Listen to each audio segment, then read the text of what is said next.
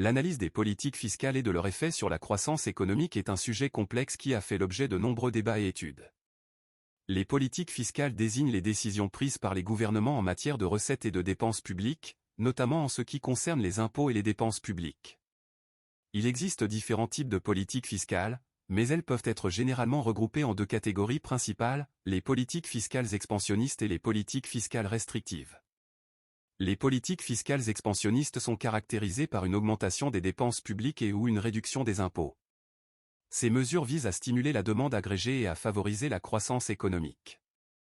Par exemple, en réduisant les impôts sur le revenu des ménages, les gouvernements peuvent augmenter le revenu disponible des individus, ce qui peut stimuler la consommation et l'investissement.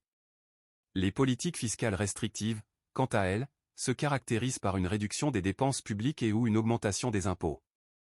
Ces mesures visent à réduire le déficit budgétaire et à stabiliser l'économie.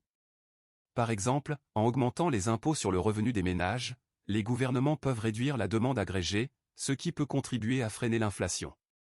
L'effet des politiques fiscales sur la croissance économique dépend de plusieurs facteurs.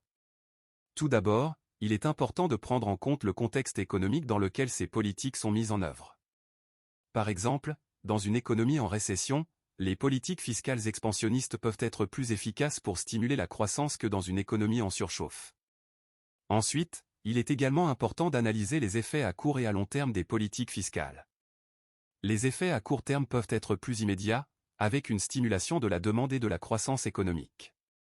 Cependant, à long terme, les politiques fiscales peuvent également avoir des effets sur la productivité, l'investissement et l'innovation, qui sont des facteurs importants pour la croissance économique.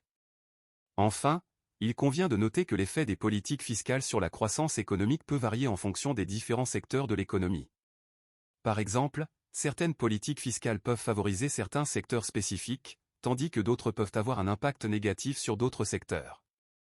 En résumé, l'analyse des politiques fiscales et de leur effet sur la croissance économique est un sujet complexe qui nécessite une évaluation attentive des différents facteurs et contextes économiques. Il est important de prendre en compte les effets à court et à long terme ainsi que les spécificités sectorielles pour comprendre pleinement l'impact de ces politiques sur la croissance économique.